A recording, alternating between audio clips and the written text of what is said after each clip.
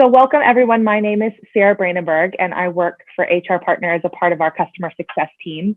Today we're going to discuss recruiting and hiring top talent, tips for recruiting in a remote world. HR Partner is an HRMS solution that combines simplicity and ease of use with accessibility. So now you have access to the same tools that some of the bigger companies use without that price tag. My background here at HR Partner is in customer success, but prior to customer success, my background was entirely in HR and human resources, where I've managed employees, policies and procedures, recruitment, and all other aspects of HR for small to medium-sized businesses.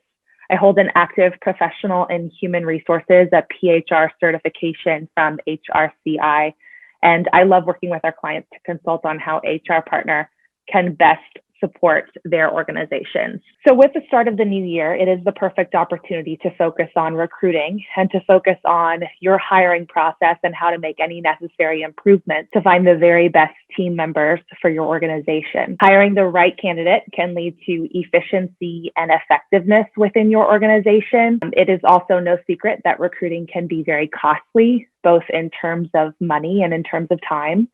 So minimizing your need for constant hiring, constant turnover, and the constant cycle of recruitment can be very financially savvy decision as you start your 2021 for you and your company. Recruiting in 2021 has become very technology focused. You post a job online, communicate with candidates virtually, and review electronic profiles before selecting candidates.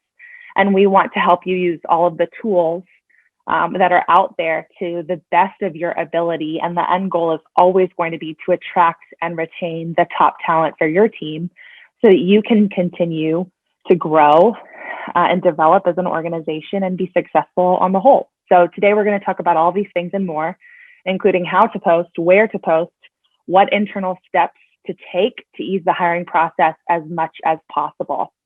Especially in the current environment, the way we choose to recruit and hire our candidates is changing. So many organizations are now working remote or partially remote and want to continue to hire great candidates, even though they are 100% remote. So today we're going to talk a lot about online job ads, how to maximize their effectiveness, how to post to third-party job sites, and how to use third-party job boards for your benefit. We'll also talk about the importance of retaining good candidates if you haven't met them in person, and how your virtual hiring and onboarding may need to be reevaluated and why. Let's start about talking about job ads. Creating a job ad that will attract great candidates is the first window that the candidate has into your company, the first opportunity that they have to review the details about the job, about the company. And then they'll often head over to your company's website if they're doing their research and weighing options when applying. This is especially true for passive candidates. Those are candidates who are already employed and looking for a better fit. Passive candidates will review all of their options, and good job ads are a great way to set the stage for your job listing. Aside from attracting good candidates, the content in your job ads is incredibly important.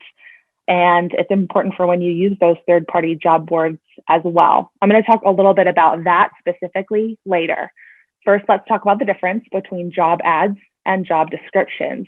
For the purpose of our conversation today, I have defined them differently. And I would highly recommend taking a look at the way you post job details online and then evaluating further. This may be the first area where you make some small changes. So first, job ads and job descriptions are different. Job ads are posted advertisements that are designed to attract candidates and inform them of the job available, including the skills and the specifications needed to successfully do the job. It's short and exciting language with information about the company. Job ads often contain essential information about the job, the essential functions, and a little bit about the role itself. But it also includes a company bio and information about location, salary, benefits, anything that will attract this candidate to apply for your job over a job of a competitor's. Always remember that this is an advertisement. We have to do everything that we can in our power to get good candidates to apply. This is the first time to put on your advertising hat and your marketing hat and encourage candidates to apply in any way possible. This is not the full and exhaustive list of job duties and functions. It's meant to be an advertisement for candidates to see. So think of it as a job ad, a job advertisement.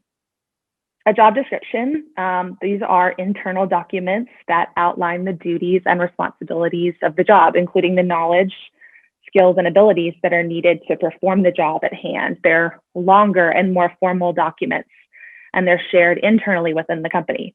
I guarantee you that many of us who are listening today have posted their job description online for candidates to see and review when applying. This is not the wrong way to do things, but the goal is to create a document that will attract a candidate and set you apart from the competitor, especially as a small business. You may not have the brand name, the brand recognition of a larger organization, but the job ads will highlight what all the benefits are in a short and snappy way. So my recommendation is always going to be to use a job ad when hiring and to take a look at your current job descriptions, job ads, and see how they can be tailored. I understand that this may mean creating a separate document entirely, but fear not, because our HR partner team is prepared to help with this part too. When creating your job ads, it's important to create job titles that will catch attention and inform. If you're hiring for an office manager, consider adding to the title to include a shorter blurb about the role or even the location. So an office manager could be an office manager full-time, experienced office manager, or something of that sort. I don't recommend that you change the job titles, because you also want to set expectations with a candidate on what they'll be doing versus what they will not be doing. And changing job titles to attract candidates and then telling the candidate that the actual job title can feel misleading and turn them off. So for example, if you bring in a candidate for an interview and you tell them, although the job ad says that we're hiring for an office manager, I actually need an assistant who will manage the office, candidates can feel misled, and then their excitement for the role may wane overall. So I recommend being factual and being truthful about what you have available, but you can take a look at the keywords included in your job ads and add additional keywords to the job title itself. It's a great way to generate views and create more visibility in your role. Imagine that you are a candidate and you're looking for a job as a warehouse stocker. What is the first keyword that you enter into Indeed when you're searching for that role? Is it things like warehouse, stocker, stockroom? Keywords are also included in the technology that is used today in the job. So you need to think like a candidate. Are they stocking with a certain type of scanner? Include that in the job ad too. A certain type of technology. Include that in the job. So if you're hiring a graphic designer, searches for a job, if you're hiring for a graphic designer, think like that graphic designer and maybe include those words that are necessary: Adobe, Dreamweaver, HTML. Those need to be included in the job ad. Then yours will pop up when that candidate searches for those jobs, and the candidate will consider that a good match for the skills that he or she already has. So including keywords properly is a huge, huge part of getting your job and having it be a little bit more specialized, a little bit more individual than a competitor's. It's also important to include the must-know information. So this is job location, or whether or not it's remote, a little bit about the company, a snapshot of the job responsibilities, definitely the essential functions and what the job is, but then any benefits or compensation information that you're able to include to the candidate. The more concise information that you're able to share, the better. It's all about tailoring the job ads down to the most important and valuable information for the candidate to review before quickly applying. Because in today's market, it's likely that the candidate are applying for multiple locations, multiple jobs as well. So now that we've got your job ad finished, and now that you have done that, you've tailored it, you've added a few keywords, where should you post your job? First, always remember to cast the net wide. Post the job in as many places as you can afford, as many places as you can find. Get your fellow employees involved too, and maybe even host a referral bonus with a small prize or a monetary bonus to any employee that refers a successful candidate. It's a great time to consider expanding your search parameters as well. If this job is remote, then you may not need someone who lives and resides in your normal area. Look for places that are local to post jobs, maybe industry websites or job-specific websites. Often these websites have smaller job posting areas or forums where you can post your job publicly. Don't forget that every job listing that's created in HR Partner has a specific web link that will track that candidate back to the HR Partner job listing so that all of these candidates will filter back to the same opening when applying. And last but not least, employ the power of social media. I know that does not sound like something you've done maybe years ago, but it's free to post on Facebook, Instagram, and Twitter on your own company's Facebook page.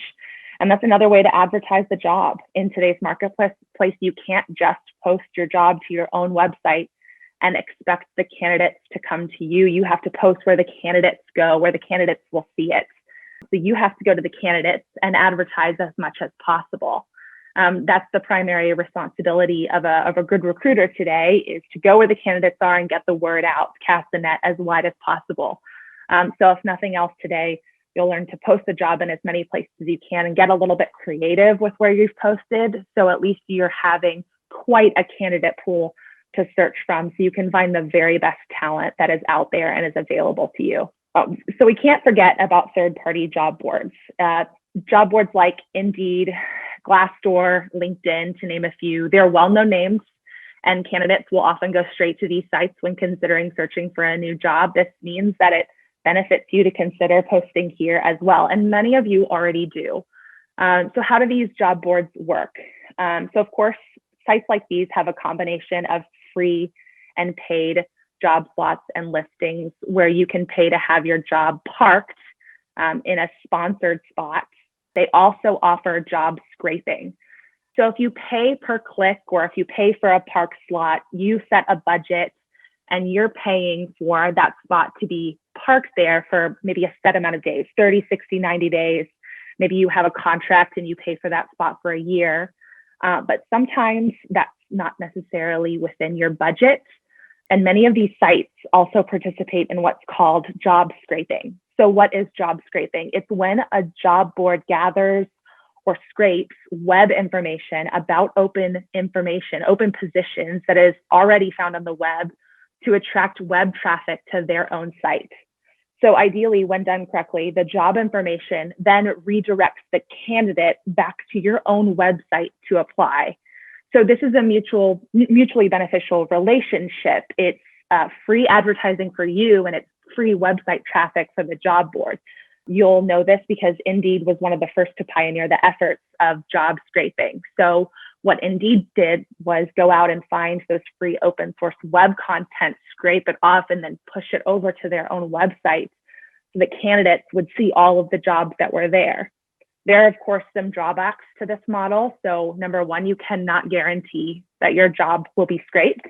And number two, you cannot guarantee that your job will show up first in the search engine when the candidate searches for this role.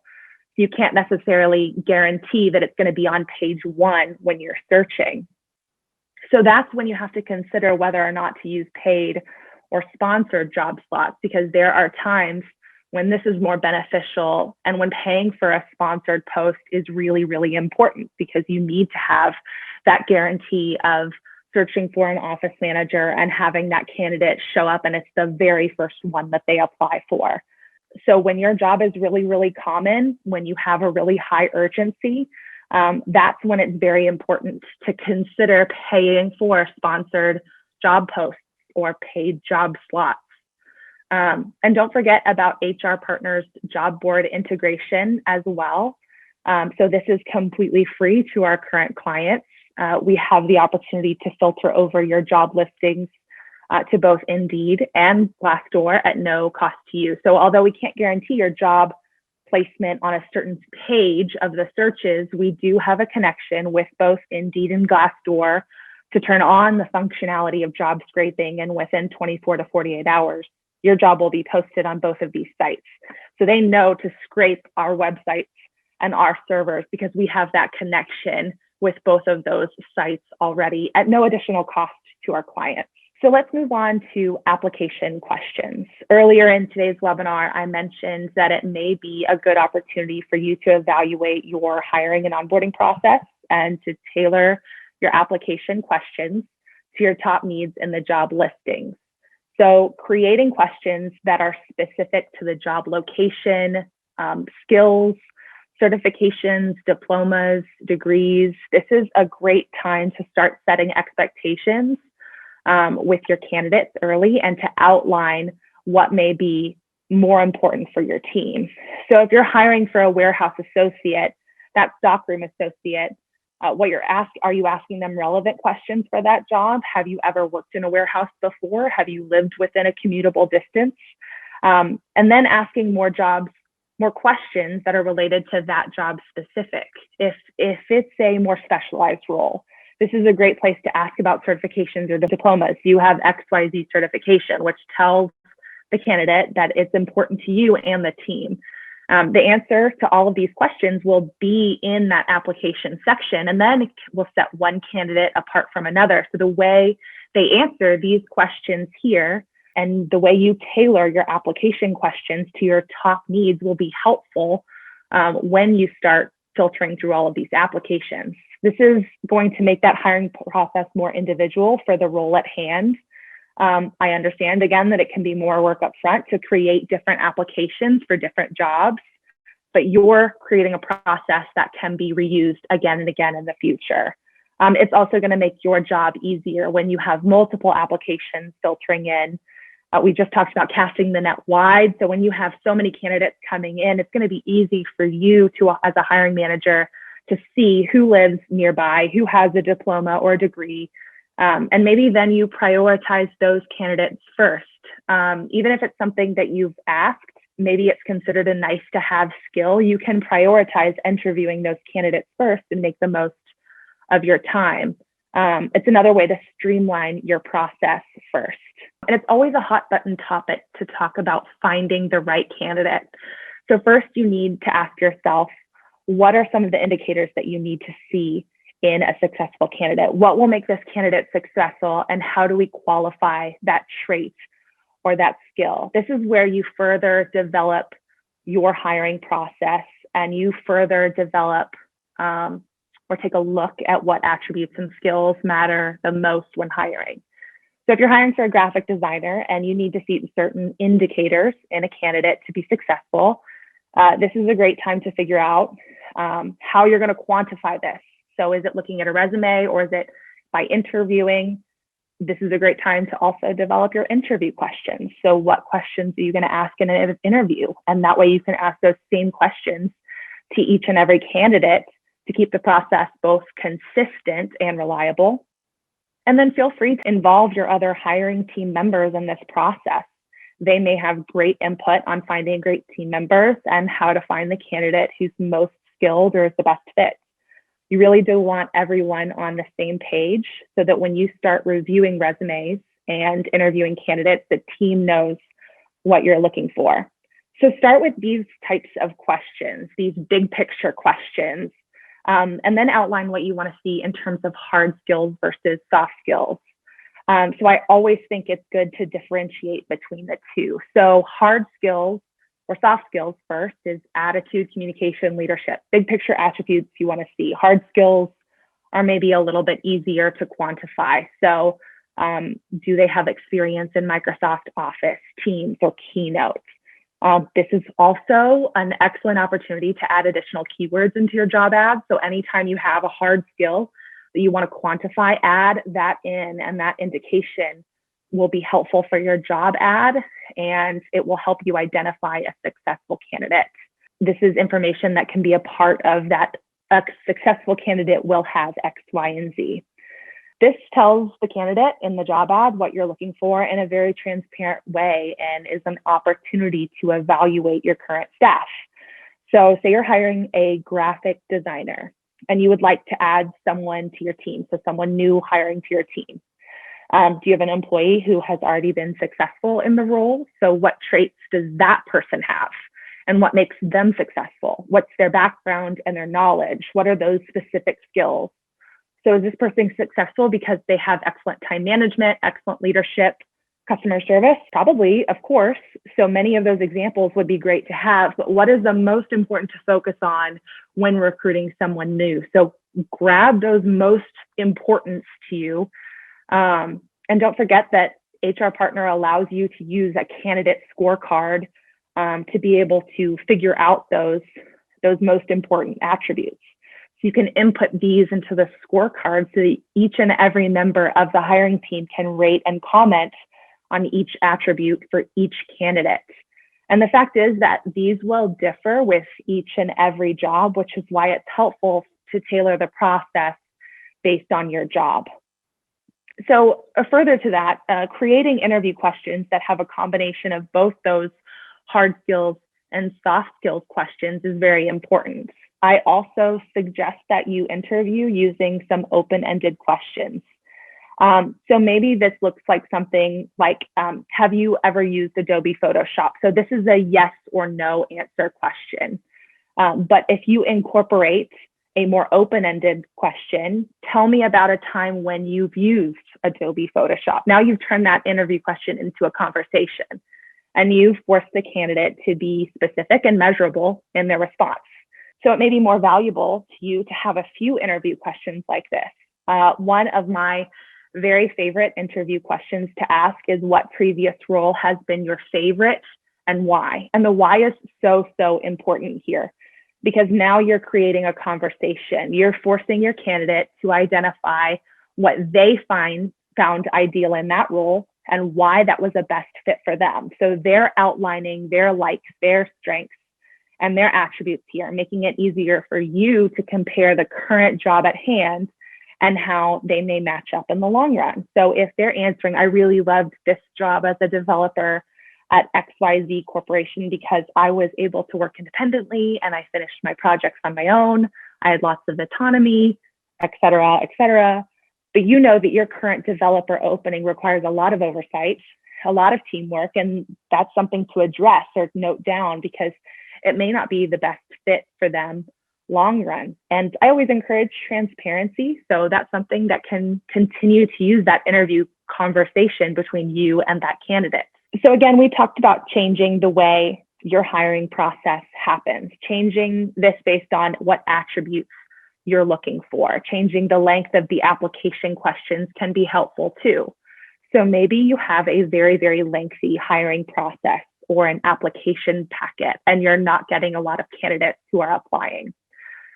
Perhaps if you removed some of the barriers for the candidates by reducing the number of questions, you will increase your applicant pool. So consider something like that. I mentioned this specifically because when you're changing the process and shortening it or lengthening it based on that specific role, you're tailoring that role and telling the candidate what your expectations are. And lots of times a lengthy hiring process, candidates who are maybe not as interested but are very qualified won't take the time to complete that.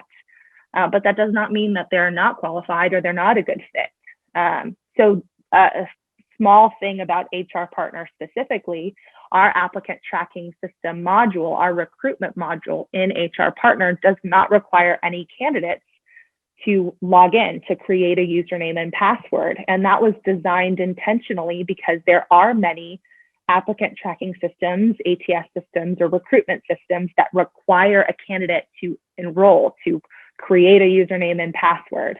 And studies show that that doesn't necessarily mean that a candidate is going to apply because it's a little bit harder. There's a little bit of a barrier there. So reducing the length of your application questions, shortening them or lengthening them based on that specific job at hand is a way to tailor things. And in today's marketplace, it's always valuable to change the type of interviews. So conducting a video interview or a phone interview, if you don't need to see or meet the candidate, and reduce the number of in-person interviews, a simple change can help grow your organization. So we talked about this hiring process and changing it based on what attributes you're looking for.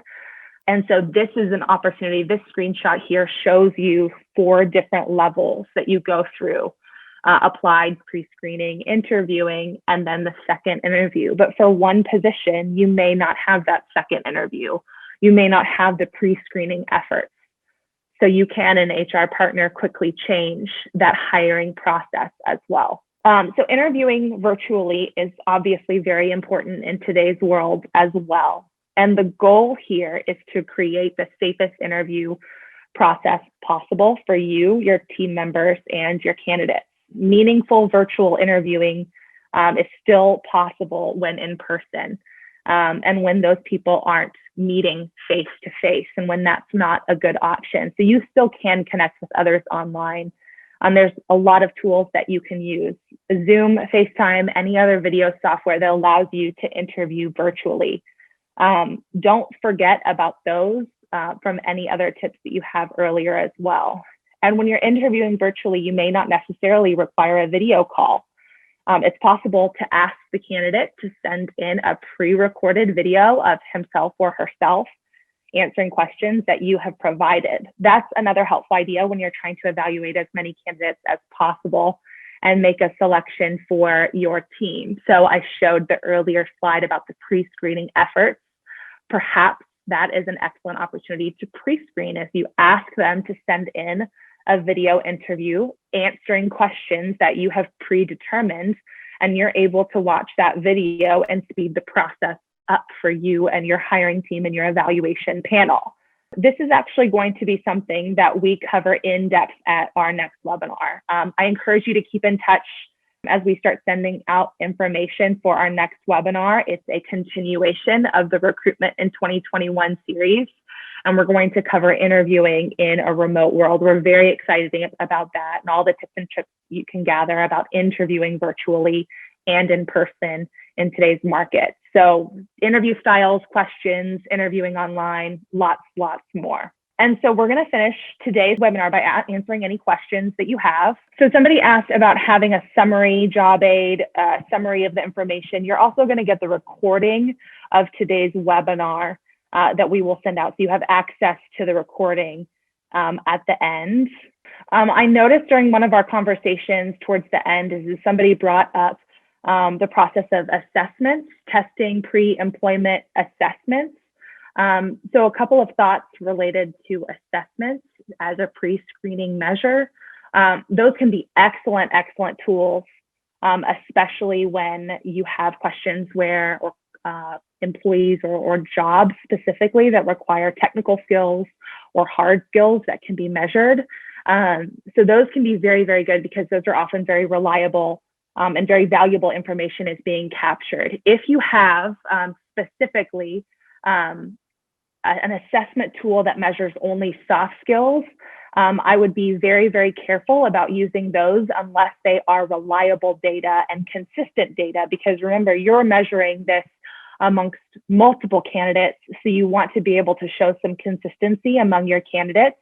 So choosing an assessment software that's going to choose soft skills, so you're testing for leadership, you're testing for communication, just make sure that that process is consistent among all candidates as best as possible. Usually for the technical information, for the hard skills, if they're measuring Photoshop, if you're measuring your ability to use Excel, Microsoft Excel, there's usually excellent assessment tools as well. So one of the questions that we had is, should you include salary in the job ads? So my suggestion to you regarding salary is, I know that's always a hot button issue, and whether or not you want to share your full or disclose your full salary information with candidates can be very hot or cold depending on who you ask or where you are from. I believe it's always good to be as transparent as possible with candidates. That will also eliminate some of your candidate pool right away. People will be able to qualify or disqualify themselves based on salary.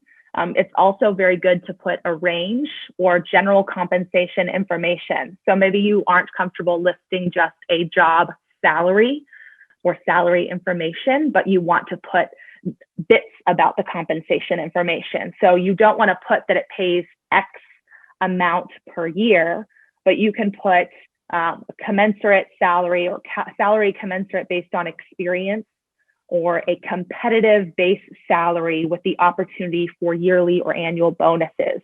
What you're doing is you're painting the picture for candidates. You're painting the picture to be able to use it a little bit more so that they can have as much information as possible. So you still want to use your advertising and marketing hat and paint the picture as nicely as possible. I believe for entry level and lower level positions, posting the salary range is often very appropriate and very competitive in the market. So if you're hiring a very junior level position with not a lot of experience required, there's not a lot of quantifiers that you have, not a lot of technical skills needed, then many of those other similarly experienced jobs, they are posting those salary histories. So it does need to be taken a look at on a case-by-case basis. But again, you're painting the picture of the salary information for the candidate to be able to see, and you're providing a little bit of transparency as well. One of the questions, is it professional for line managers to ask if the candidate about expected salary if qualified for the post?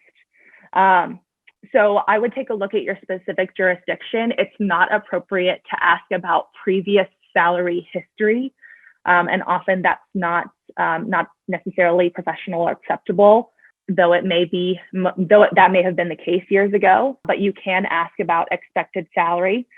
With candidates today, you might be hit back with the candidate replying with, do you have a salary history in mind? Or what are you looking to pay? So candidates can be pretty savvy today, and they will often look for you to answer that question first.